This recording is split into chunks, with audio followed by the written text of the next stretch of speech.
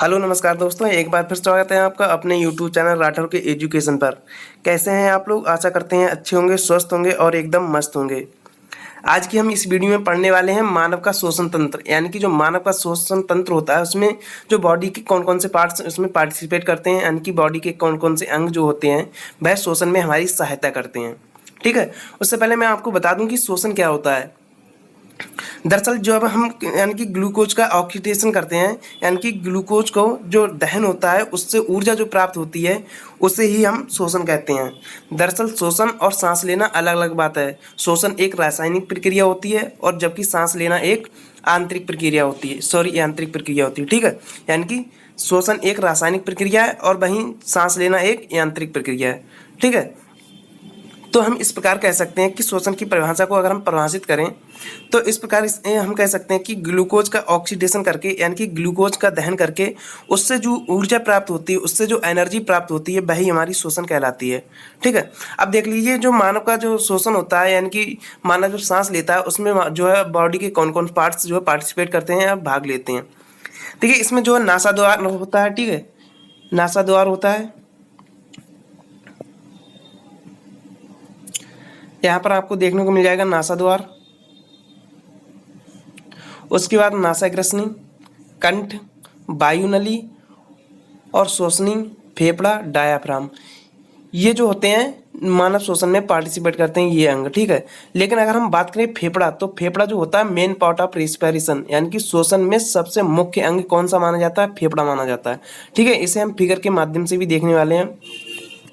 सबसे पहले जो हम सांस लेते हैं, जो वायु हमारे अंदर जाती है वह सबसे पहले नासाद्वार में जाती है, उसके बाद नासाग्रसनी में, नासाग्रसनी से फिर कंठ में जाती है और फिर कंठ से वायु नली की सहायता से जो श्वसनी में जाती है और श्वसनी से जो वायु होती है वह जो है फेफड़ों में प्रवेश करती है।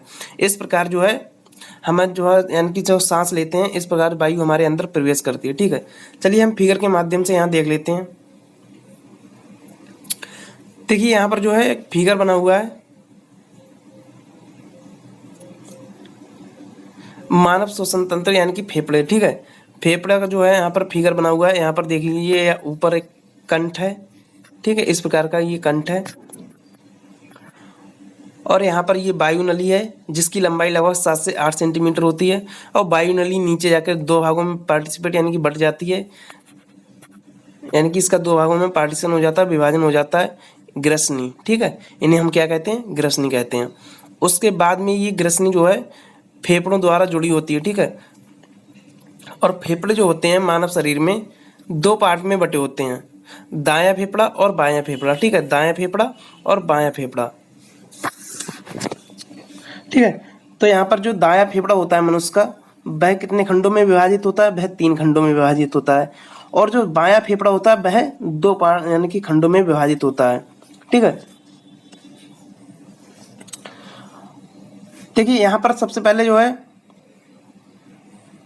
जो वायु नली हमारी होती है, यहाँ पर बीच में ये छल्ले प्रकार के पाए जाते हैं जिन्हें हाइलिन उपास्थि कहते हैं। अगर हम इनका काम की बात करें कि इनका क्या काम होता है, तो इनका काम जैसे अगर हम सांस ले रहे हैं और यानी कि किसी टाइम यानी कि वायु नहीं उपस्थित होती है तो वायु की अनुपस्थिति में ये श्वास नली को चिपकने नहीं देते हैं। ठीक है, या फिर वायु नली को चिपकने नहीं देते हैं। ठीक है, और यहाँ पर ये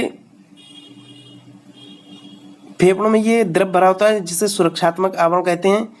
ठीक है, यानी कि ये सुरक्षात्मक आवरण होता है और इसका नाम जो होता है वह प्लूरा होता है। ठीक है, इस द्रव भरा होता है यानी कि एक आवरण होता है जिसे प्लूरा कहते हैं और इसके अंदर एक द्रव होता है। ठीक है, भरा हुआ। चलिए मैं आपको आगे बताऊंगा कि अभी किस प्रकार का इसमें द्रव भरा होता है। देखिए अब हम इसके एक एक जो है अंग को, एक एक अंग के बारे में आपको बता देता हूँ। जैसे पहले हमारा हो गया कंठ। ठीक है,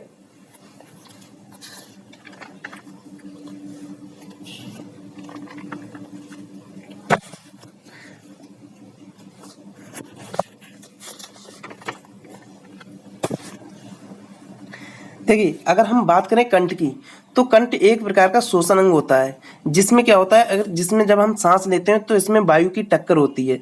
इस प्रकार वायु की टक्कर होने से इसमें जो है ध्वनि का निर्माण होता है। और मैं आपको बता दूं जो पुरुष होते हैं उनमें कंठ बड़ा पाया जाता है और वहीं यानी कि जो स्त्री होती हैं उनमें जो है कंठ छोटा पाया जाता है।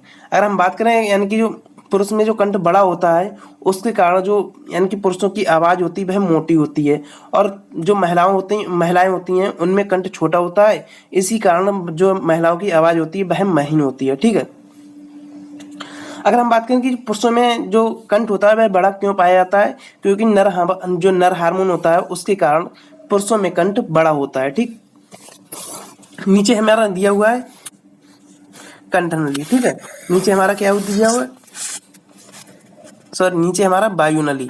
अब हम वायु नली के बारे में देख लेते हैं। इसकी मैंने आपको लंबाई बता दी, 7 से 8 सेंटीमीटर जो है इसकी लंबाई होती है, और इसका काम क्या होता है, ये वायु को फेफड़ों तक पहुंचाने का कार्य करती है। ठीक है, यानी कि जो वायु नली है वह आगे चल के 2 भागों में विभाजित हो जाती है, जिसे ग्रसनी कहते हैं। ठीक है, और मैं आपको बता चुका हूँ कि यहाँ पर जो है इस प्रकार के आपको छल्ले दिखाई होते हैं। इनका काम जो होता है वायु की अनुपस्थिति में, जो वायु की यानी कि जो अनुपस्थिति होती है तब जो वायु नली को चिपकने नहीं देती हैं ये छल्ले। ठीक है, इनका क्या नाम है, इनका नाम है हाइलिन उपास्थि। इन छल्लों को क्या कहा जाता है, इन छल्लों को कहा जाता है हाइलिन उपास्थि। ठीक है,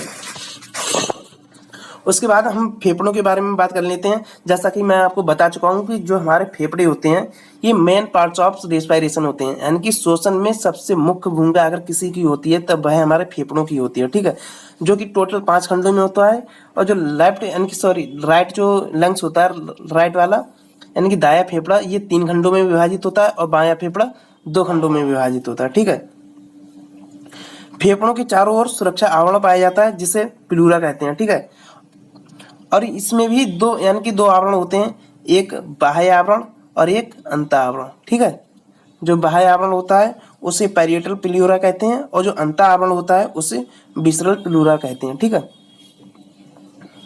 और मैंने आपको बताया था कि इन दोनों जो है अंत आवरण और बाह्य आवरण, इनके मध्य एक द्रव भरा होता है इस प्रकार। ठीक है, इनके मध्य एक द्रव भरा होता है, इस द्रव को कहते हैं फुफ्फुस वर्णी द्रव। ठीक है, यानी कि फुफ्फुस वर्णी द्रव या फिर प्लूरा फ्लूइड। ठीक है, प्लूरा से आप याद रख सकते हैं, प्लूरा फ्लूइड या फिर फुफ्फुस वर्णी द्रव। ठीक है, अब हम बात करें कि इसका काम क्या होता है, जो द्रव भरा होता है इसका क्या काम होता है, इसका काम होता है हमारे फेफड़ों को नमी पहुंचाए रखना, यानी कि नमी बनाए रखना। ठीक है, ठीक है, हमारे फेफड़ों में नमी बनाए रखना इसका काम होता है। अब देखिए यहाँ पर आपको जो फेफड़े में कुछ इस प्रकार के यानी कि छल्ले टाइप दिखेंगे। ठीक है, गोल गोल, इन्हें हम कहते हैं वायु कोष्ठ। अगर हम बात करें जो हमारी सबसे पहले वायु जो हमारी होती है वह किस में जाती है, नासा द्वार में, नासा द्वार से ग्रसनी में, और ग्रसनी से किस में जाती है, कंठ में, कंठ से वायु नली की सहायता से और ग्रसनी की सहायता से फेफड़ों में प्रवेश करती है। उसके बाद में फेफड़ों में प्रवेश करने के बाद ये वायु जो होती है वह इन्हीं वायु कोष्ठों में प्रवेश करती है। ठीक है, ये गुब्बारेनुमा यानी कि गुब्बारेनुमा संरचना होती है, इनमें ये वायु फिर प्रवेश करती है। अब वायु कोष्ठ जो होते हैं एल्वियोली होते हैं, इन्हें हम स्ट्रक्चरल एंड फंक्शनल इकाई यानी कि जो फेफड़े हैं यानी कि जो गुब्बारेनुमा संरचना है इन्हें हम क्या कहते हैं, इन्हें संरचनात्मक और क्रियात्मक इकाई भी कहते हैं। ठीक है, तो इनमें जो है वायु प्रवेश करती है, और इनमें वायु प्रवेश होने के बाद जो है